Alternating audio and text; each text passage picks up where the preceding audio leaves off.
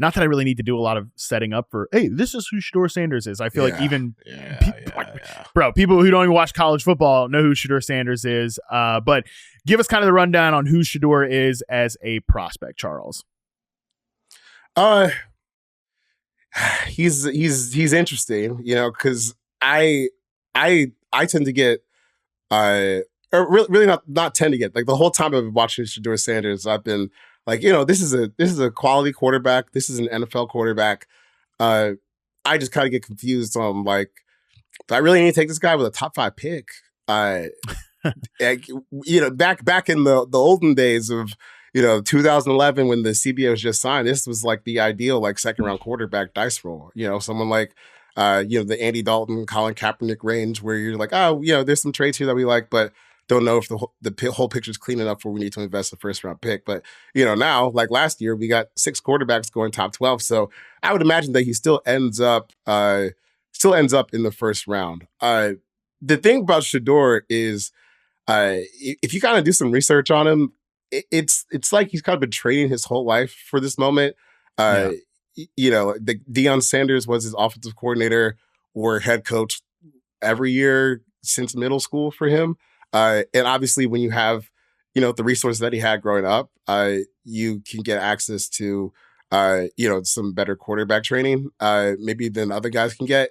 And I don't say that as a slight because, obviously you should provide for your kid if you can. If you're Deion Sanders, you can obviously provide a whole lot. But I mean, like, when it translates to the field, like, he almost kind of plays sometimes like someone who's really focused on, like, sometimes the aesthetics of quarterback play, or kind of just going through it, going through a play like exactly how it's drawn up. And sometimes when he goes off on those out of structure moments, and he goes through some of those plays where he's got to make plays downfield, it's not always as clean for him because he doesn't quite have the arm strength or the speed necessarily to make those top end plays, maybe as often as someone like Cam Ward does. So, I kind of use Shedeur as like a fine starter. To me, I kind of compare him to like Andy Dalton, where, hey, if we have a team around him, like in 2015 when the Bengals had Andrew Whitworth and AJ Green and Mohamed Sanu, Tyler Eifert, 2 running backs, yeah, we could make the playoffs. We could win 11 games. We can win 12 games.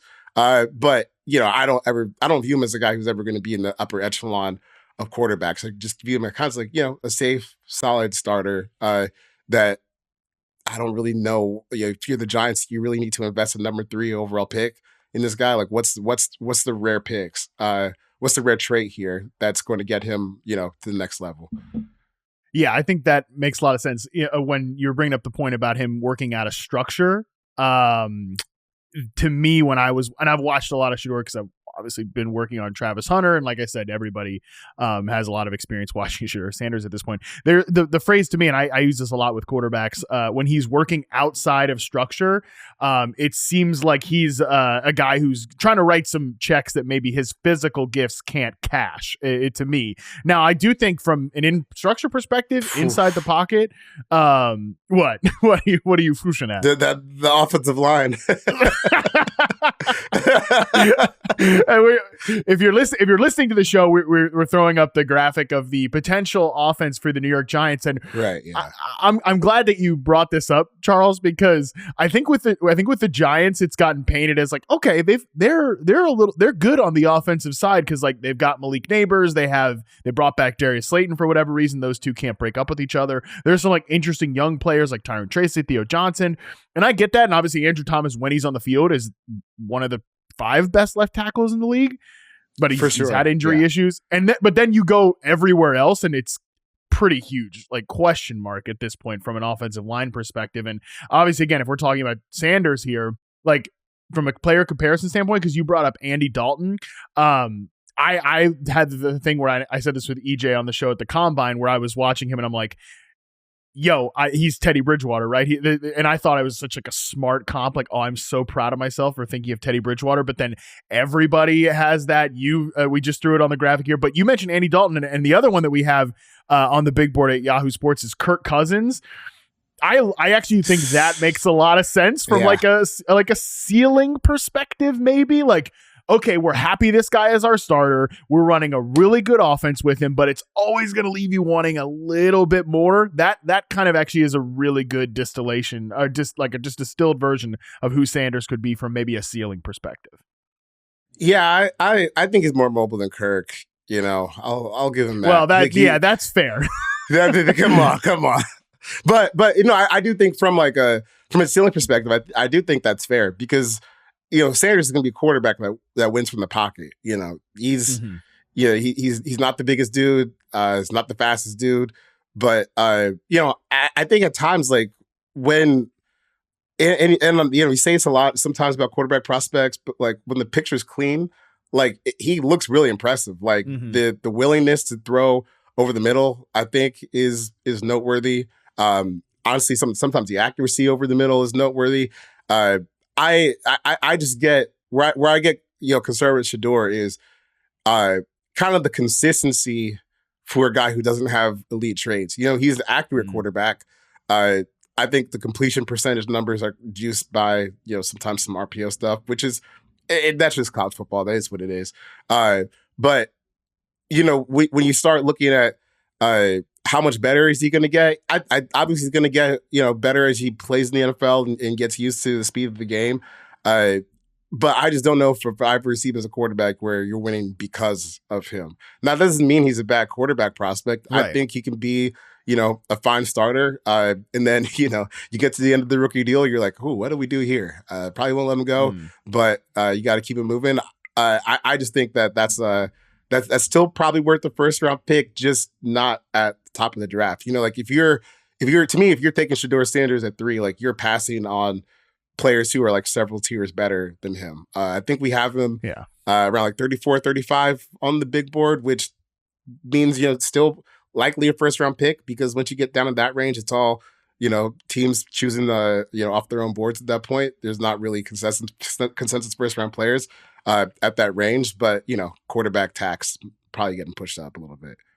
Yeah, quarterback thirst, man. I mean, listen, if he's a top 3 pick in the draft, if he's going to Cleveland, if he is going to New York to be a Giant, I mean, that's just because those teams are desperate for something. The Giants are desperate to sell something to keep their jobs. The Browns are desperate to get a cheap solution at quarterback because they're still paying I don't even want to call it paying the Deshaun Watson tax. They're paying they're paying for their sins with the Deshaun Watson stuff. That's what they're doing there. So they're trying to find some cheap solution. So if they end up with Sanders at the 2nd overall pick, that's what that is. I actually think that he would be a pretty good fit in Kevin Stefanski's offense. I mean, listen, we're all talking about it all at the end of last season, leading up to free agency and stuff.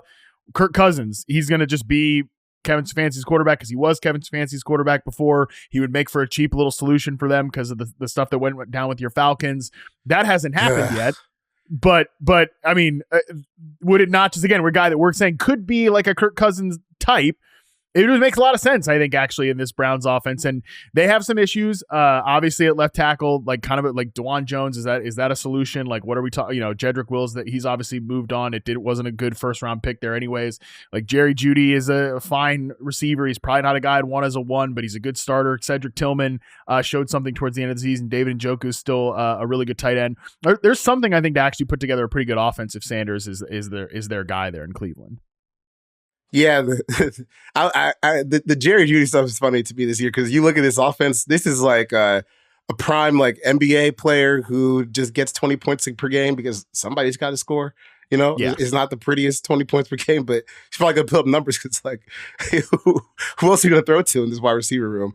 Maybe they'll add someone. But honestly, man, the way I look at the Browns is I really don't even understand why you would bother taking a quarterback this year. I don't save your job. Really get it. It's to save your job. That is the only I know reason. It's to save your it's to save your job, but if you're looking at the long-term health of this thing, your cap space is going to be pretty tight in the next few years. Not only because the Myles Garrett contract, but Deshaun Watson has an $81 million cap hit for next year, which obviously will not be the case, but because they've restructured so many times. They've got void years. The first year after Deshaun Watson's contract expires, he's still hitting the Browns for $54 million in cap space. So, they'll have to restructure that $81 million figure and push more, money into the future, which means you're handicapping your ability to kind of build this thing right away. So for me, I just don't know. I don't think Sanders is a rare enough prospect where you need to pull the trigger on that right now. I would try to trade down so hard and just get as many picks as I could. But if the Browns do force the pick or just take a quarterback, whether it's Shedeur or Cam, the offensive line is still all right. I got some questions about left tackle and maybe how some of the guys on the interior are aging. But, could be worse. Could be worse. Or maybe not. It could definitely be worse. It could be worse. Yeah. You're just handicapped from building for the next few years. Yeah. Well, yeah. Trevor Lawrence was the first overall pick, and he was thrown to like Laquan Treadwell his rookie season and like Laviska Shenault. Okay. So, like, again, and Urban Meyer was the head coach. We've definitely seen worse if Sanders ends up being the second pick here to the Cleveland Browns. The Browns have offered worse two quarterbacks before than this. So, yeah, I go back and forth on Sanders. I do think he's very accurate. Like I agree with you. The completion percentage is juice. That's the case for most of these college quarterbacks, but he's an accurate guy who I think he can raise your floor. And again, I think that's going to be appealing to the Cleveland Browns. I think he's a better prospect than Kenny Pickett. If he was in that class, that 22 class we talked about at the top of the show, I think he'd be the easy runaway QB1. Again, I go back and forth overall, but I do think he's got a path to being a successful pro, even if the ceiling might not be what you want. I kind of like this like Kirk Cousins bucket. I will just say before we move on from Sanders, do you have any thoughts on like I have some thoughts because I've met Shedeur a couple of times and I've talked to him a couple of times. Do you have any thoughts on like all the personality stuff with him or any of that nonsense? I mean, I've got to meet him at the Shrine game this year, so I don't see. He seems like a pretty normal kid to me. And normal for being like he's Deion Sanders' son, Yes, right. For growing up in this level of spotlight, like for him to be like where he is I'll take it as a win. And I also think.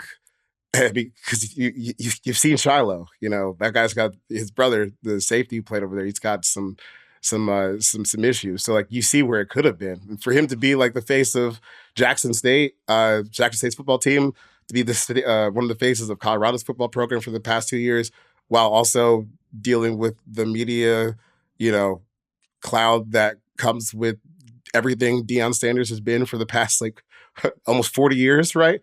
I think he's actually pretty well-rounded given all that. And I also think there could be a disconnect sometimes with like people who consume the game and people who are part of the game where, we're talking about, oh, he's arrogant, blah, blah, blah, blah, blah. That plays sometimes, man. If you're being productive and you're doing the things you need to do to help your team have the best chance to win, man, nobody's going to care in that locker room if you're arrogant because, yeah, maybe we should feel this way. Maybe I should get, arrogant just like you, and maybe it can give us some kind of edge out there. But in general, football players are not wired like your average civilians. So, when you hear people talking about, the personality issues, sometimes it plays in the locker room. That's what I'll say. And as far as like the bad teammate stuff that you hear, just to put it bluntly, he got like 3 or 4 of his teammates to the Shrine game in front of NFL coaches and scouts that really didn't have much business being there. So I don't really know what to do with the bad quarterbacks or the bad teammate stuff if you're going to still, put your neck out for your guys like that, even when you really don't have to, especially at this point with the season being over and him moving on to the NFL.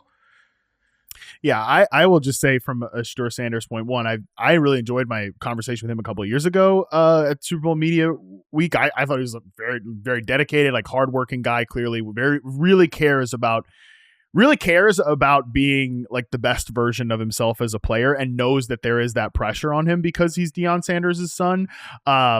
In terms of like coming out of the combine, I kind of laughed at, and I think I said this on the show. I laughed at the idea of people freaking out about, oh, there's people in the league that don't like Shedeur Sanders' personality. Well, dude, I mean, not everybody is for everybody, okay? Like, I mean, Charles, I like hanging out with you, but not everybody might. You right. seem to and I like to it at least that way. right. You seem to at least put on a good face that you like hanging out with me when we get together. I don't know, maybe you hate me for real behind the scenes, but not everybody's going to like me. Talk to you. Yeah, well, fair Yeah, I enough. just wouldn't talk to you. Yeah.